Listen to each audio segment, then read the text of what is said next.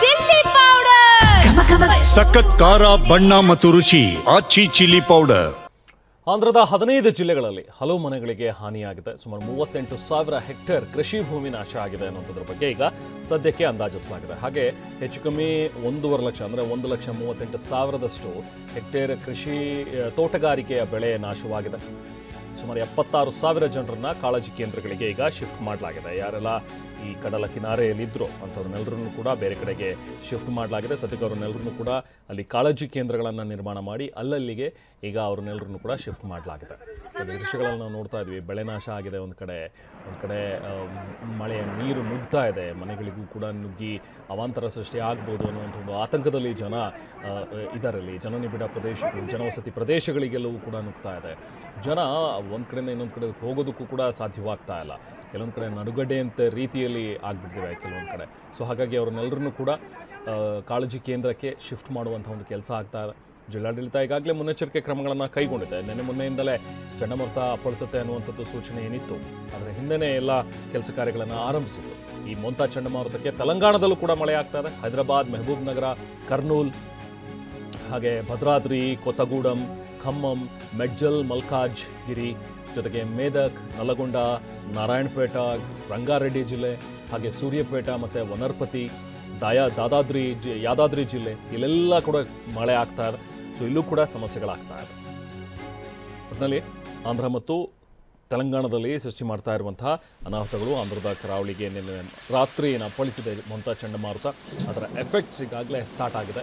ಇನ್ನು ಸ್ಲೋ ಆಗಿ ಕಮ್ಮಿ ಆಗ್ತಾ ಹೋದರೂ ಕೂಡ, ಅಂದರೆ ಈ ಮೊಂತಾ ಚಂಡಮಾರುತ ಟ್ರಾವೆಲ್ ಮಾಡ್ಕೊಂಡು ಒಡಿಶಾಗೆ ಹೋದರೂ ಕೂಡ ಅದರ ಆಫ್ಟರ್ ಎಫೆಕ್ಟ್ಸ್ ಕೂಡ ಇದ್ದೇ ಇರುತ್ತೆ. ಇದಕ್ಕಿಂತ ಮುಂಚಿಂದನೇ ಮೊನ್ನೆಯಿಂದಲೇ ಆಲ್ರೆಡಿ ಮಳೆ ಜೋರಾಗಿತ್ತು, ಬಿರುಗಾಳಿ ಜೋರಾಗಿತ್ತು. ಹಾಗಾಗಿ ಅಲ್ಲಿನ ಜಿಲ್ಲಾಡಳಿತ ಸಕಲ ಸಿದ್ಧತೆಗಳನ್ನು ಮಾಡಿಕೊಂಡಿತ್ತು. ಚಂದ್ರಬಾಬು ನಾಯ್ಡು ಅವರು ಕೂಡ ಇನ್ಫ್ಯಾಕ್ಟ್ ಆಂಧ್ರ ಸಿ ಎಂ ಹೇಳಿದರು, ನಾವೆಲ್ಲ ರೀತಿಯ ಕ್ರಮಗಳನ್ನು ಕೈಗೊಳ್ತಾ ಇದ್ದೀವಿ, ಯಾವುದು ಭಯಪಡೋ ಅವಶ್ಯಕತೆ ಇಲ್ಲ. ನಮ್ಮಲ್ಲೂ ಕೂಡ SDRF ತಂಡ ಎಲ್ಲೂ ಕೂಡ ಸಿದ್ಧವಾಗಿದೆ. ಹಾಗೆ NDRF ತಂಡವನ್ನು ಕೂಡ ನಾವು ಸ್ಥಳಕ್ಕೆ ಕರೆಸ್ಕೊಳ್ತೀವಿ. ಏನೂ ಸಮಸ್ಯೆಗಳಾಗದೇ ಇರೋ ರೀತಿಯಲ್ಲಿ ನಾವು ನೋಡ್ಕೊಳ್ತೀವಿ, ಜವಾಬ್ದಾರಿ ವಹಿಸಿದ್ದೀವಿ ಅನ್ನುವಂಥದ್ದನ್ನು CM ಕೂಡ ಹೇಳಿದರು. ಇನ್ನು ಮೊಂತಾ ಚಂಡಮಾರುತದ ಬಳಿಕ ಪ್ರವಾಹದ ಪರಿಸ್ಥಿತಿ ಉಂಟಾಗ್ಬಿಟ್ಟಿದೆ. ಅಲ್ಲಿ ವಿಶಾಖಪಟ್ಟಣಂನ ಜನತಾ ಕಾಲೋನಿ ಜಲಾವೃತವಾಗ್ಬಿಟ್ಟಿದೆ. ಕಾಲೋನಿಯ ಹಲವು ಮನೆಗಳಿಗೆ ನೀರು ನುಗ್ಗಿದೆ. ಸೊಂಟ ಮಟ್ಟದ ನೀರಿನಲ್ಲಿ ಈಗ ನಿವಾಸಿಗಳು ಓಡಾಡಬೇಕಾದಂಥ ಅನಿವಾರ್ಯತೆ ಅಲ್ಲಿ ಸೃಷ್ಟಿಯಾಗಿದೆ. ನಾವಾಗಲೇ ಮಾತಾಡ್ತಾ ಇದ್ವಿ, ಒಂದು ಮರಗಳು ಬೀಳ್ತಾ ಇವೆ, ವಿದ್ಯುತ್ ಕಂಬಗಳು ಧರೆಗೆ ಬೀಳ್ತಾ ಇವೆ, ಜೊತೆಗೆ ಜನವಸತಿ ಪ್ರದೇಶಕ್ಕೂ ಕೂಡ ನೀರು ನುಗ್ತಾ ಇದೆ. ನೋಡಿ ಈ ದೃಶ್ಯಗಳನ್ನು ಗಮನಿಸಿ.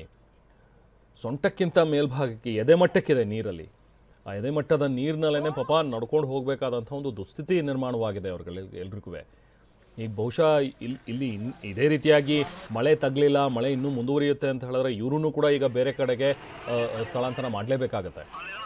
ನೋಡಿ ಆ ದೃಶ್ಯಗಳನ್ನು ನಾವು ಏನು ನೋಡ್ತಾ ಇದ್ದೀವಲ್ಲ, ಇದು ಜನತಾ ಕಾಲೋನಿ. ಈ ಮನೆಗಳಿಗೂ ಕೂಡ ನೀರು ನುಗ್ಗಿದೆ. ಮನೆಯಿಂದ ಹೊರಗೆ ಹಾಕೋಣ ನೀರು ಅಂದರೆ ಹೊರಗೂ ನೀರು ಒಳಗೂ ನೀರು ಅಂಥ ಪರಿಸ್ಥಿತಿಯಲ್ಲೇ ಈಗ ಜನ ಜೀವನವನ್ನು ದೂಡ್ತಾ ಇದ್ದಾರೆ. ಒಂದು ವಿಶಾಖಪಟ್ಟಣಂ, ಇನ್ನೊಂದು ಕರ್ನೂಲ್ನ ದೃಶ್ಯಗಳನ್ನು, ಎರಡೂ ದೃಶ್ಯಗಳನ್ನು ನೋಡ್ತಾ ಇದ್ರಿ. ಒಂದು ಕಡೆ ಈ ಒಂದು ಭಾಗದಿಂದ ಇನ್ನೊಂದು ಭಾಗಕ್ಕೆ ಈಗ ಅವ್ರನ್ನ ಕಾಳಜಿ ಕೇಂದ್ರಗಳಿಗೆ ಸ್ಥಳಾಂತರ ಮಾಡೋದಕ್ಕೆ ಒಬ್ಬೊಬ್ಬರೇ ನಡ್ಕೊಂಡು ಹೋಗೋದಕ್ಕೂ ಕೂಡ ಸಾಧ್ಯ ಇಲ್ಲ, ಯಾಕಂದ್ರೆ ನೀರಿನ ಸೆಳೆತ ಅಷ್ಟು ಮಟ್ಟಿಗಿದೆ. ಸೊ ಹಾಗಾಗಿ ಒಂದು ಗುಂಪು ಮಾಡಿ ಲೈನಾಗಿ ಅವ್ರನ್ನ ನಿಲ್ಲಿಸಿ ಅವ್ರನ್ನೆಲ್ಲರನ್ನು ಕೂಡ ಬೇರೆ ಕಡೆಗೆ ಶಿಫ್ಟ್ ಮಾಡುವಂಥ ಒಂದು ಕೆಲಸ ಆಗ್ತಾ ಇದೆ. ಇನ್ನೊಂದು ಕಡೆ ನೋಡಿ, ಎದೆಮಟ್ಟದ ನೀರಿನಲ್ಲಿ ನಡ್ಕೊಂಡು ಓಡಾಡ್ತಾ ಇದ್ದಾರೆ ಜನ. ಅದರಲ್ಲೇ ಓಡಾಡಬೇಕಾದಂಥ ಒಂದು ದುಸ್ಥಿತಿ ಇದೆ ಅವ್ರಿಗೆ. ಇದು ಆಂಧ್ರದಲ್ಲಿ ಮೊಂತಾ ಚಂಡಮಾರುತ ಸೃಷ್ಟಿ ಮಾಡಿರುವಂಥ ಅನಾಹುತ. ನೋಡಿ, ಇದು ಬಾಳೆತೋಟ ಎಲ್ಲವೂ ಕೂಡ ನಾಶ ಆಗಿದೆ. ನೋಡಿ, ಪೂರ್ತಿ ಬೆಳೆ ನಾಶ ಆಗಿರುವಂಥ ದೃಶ್ಯಗಳು. ಪಾಪ ರೈತ ಕಷ್ಟಪಟ್ಟು ಬೆಳೆದಂಥ ಒಂದು ಬೆಳೆ ಇನ್ನೇನು ಫಸಲಿಗೆ ಬಂತು, ಒಂದಷ್ಟು ಹಣ ಕೈ ಸೇರುತ್ತೆ, ಹಾಕಿರುವಂಥ ಬಂಡವಾಳ ತೆಗೆದು ಒಂದಷ್ಟು ಹಣ ನಮಗೆ ಜೇಬಿಗೆ ಬರುತ್ತೆ, ಜೀವನ ಸಾಗಿಸ್ಬೋದು ಅಂಥೇಳಿ ಕನಸು ಕಂಡಿದ್ದಂಥ ರೈತರ ಬದುಕು ಈಗ ಮೂರಾಬಟ್ಟೆ ಆಗಿದೆ.